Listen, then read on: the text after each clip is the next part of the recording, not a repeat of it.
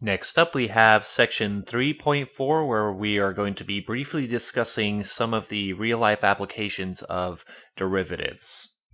The first of which is calculating instantaneous rates of change.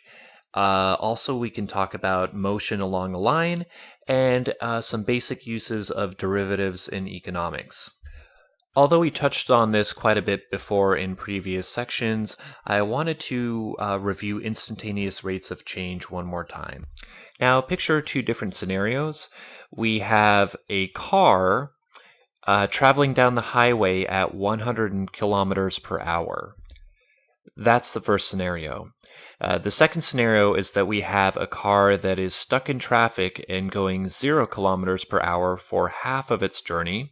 And for the other half of its journey, it's drag racing, reaching speeds of 200 kilometers per hour. Now, if you were to calculate the average speed, you would get 100 kilometers per hour for both scenarios. However, those two cars had very different journeys. To get a better picture of what was going on during those journeys, we would need to find instantaneous rates of change, aka the derivative.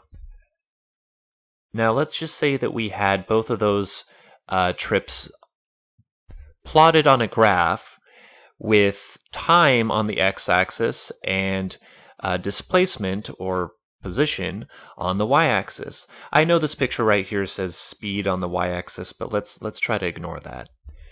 If you wanted to know the speed, the instantaneous speed of the car at any point on either of those graphs, you could just find the slope of the tangent line at that point, aka the derivative. And all of this boils down to the difference between average rate of change and instantaneous rate of change. On the left-hand side here, of course, we have average rate of change. We have how much y changes over a certain interval of x. Or in this case, actually, we have x on the y-axis and t on the x-axis. I know that's a little confusing, but basically, we have the average rate of change over a certain interval of time right here. And when we do this, we form a secant line that hits 2 points on this curve right here. Now, while this gives us a good overall average of what is happening within that interval, that delta t interval, our secant line and our actual curve look quite a bit different.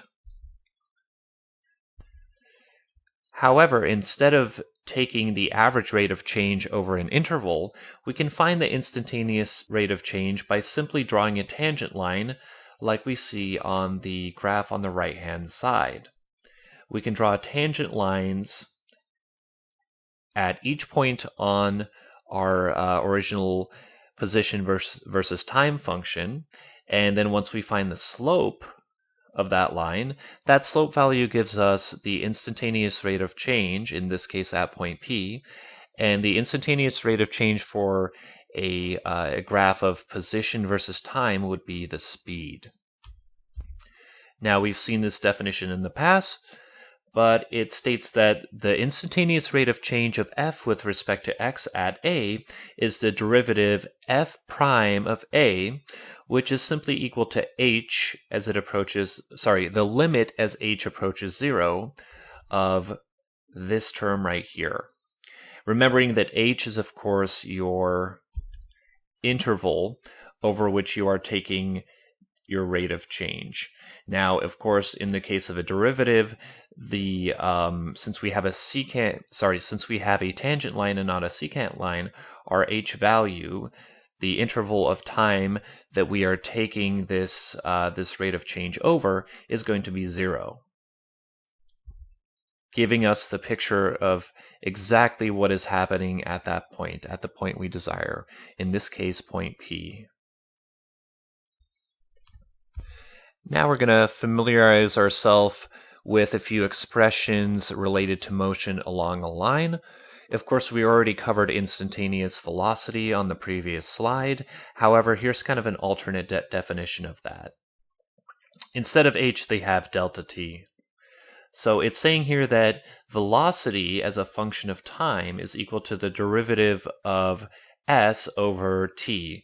So ds dt. Now, it's kind of important to remember that in this case, s is displacement. It means how far you have traveled. S is not speed. This can be a little bit confusing when you see this. And then this definition right over here is very similar to the one we just saw, except instead of having h, they have delta t. Because the previous definition that we saw is a lot more broad. H just referred to your interval on the x-axis. Whereas when we're talking about velocity, we know that the x-axis always has to be time. So we have delta t instead of h. H is a much more generic term. Next up, we have the expression speed, which I'm sure everyone is familiar with. Now, what's the difference between velocity and speed? In short, velocity is a vector quantity and speed is a scalar quantity. So when we're talking about velocity, we have to take into account both the magnitude and the direction. So velocity usually includes direction, or I should say always includes some form of direction. And we can see that here. We have our velocity with respect to time is equal to the derivative of displacement with respect to time. And we can see that here. We have velocity as a function of time being equal to displacement the derivative of displacement with respect to time. And you see these two lines here around ds dt and vt. They kind of look like absolute value lines. Those are just saying the magnitude of the velocity. So speed is just velocity without any sort of attention being paid to direction. So for example, if I was saying I am driving down the highway at 100 kilometers per hour, that would be a speed. If I say I'm driving down the highway at 100 kilometers per hour going north, that would be a velocity. Now you may be asking yourself, what would happen if I took the derivative of velocity? If we take the derivative of position, aka displacement, with respect to time, we get velocity. But what happens when we take the derivative of velocity? Does that tell us anything interesting? Well, indeed it does. That's actually acceleration.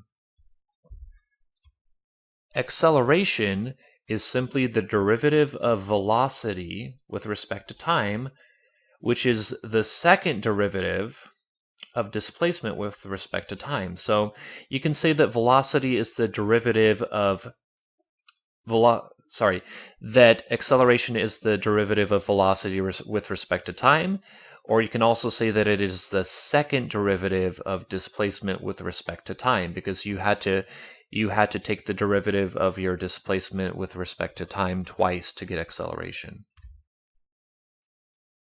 Now, here we have another interesting real-life example of derivatives being used in economics. We have this plot of tons of steel produced per week on the x-axis and the cost in dollars on the y-axis. The function c of x, which is our blue curve, is the cost of producing x tons of steel per week. Now let's assume that this is a relatively small steel manufacturing company and that they wanted to upscale their business, but they don't know how much extra it would cost per week if they added a few tons to their production.